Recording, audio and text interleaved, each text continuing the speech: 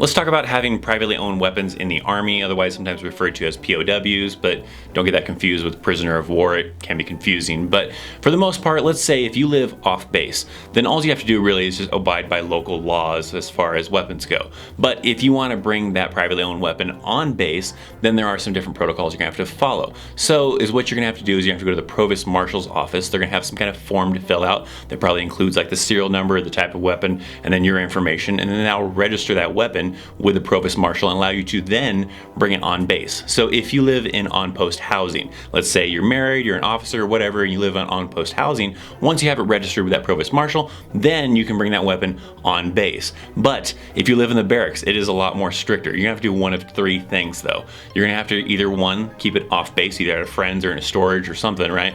Or you can bring it on base, you still have to register it obviously, and then you can maybe store it with someone who lives in on-post housing, but you cannot keep it in the barracks. So your third option would be to put it in the arms room, which the arms room is where the unit would store all the weapons that the unit has. So you could store it in that arms room, but then you have to check it out if you want to use it. It's a little bit of a process. So if you want to go hunting over the weekend, you might have to check out your own weapon out of the arms room on a Friday, but then you can't take it back to the barracks, so then you gotta kind of do something with it right away. So it can be a little bit of a pain for those situations. It's not allowed in the barracks though. But also you get the question of, can I have my own privately owned weapon in a combat zone on a deployment or whatever? No, for the most part, no. You're not going to be allowed to bring your own sidearm, your own rifle on a deployment. There may have been some crazy units back in the day, or maybe some crazy exceptions, but for the most part, no. They're going to make you use whatever they have, what weapon is issued to you. So there you go. That's privately owned weapons.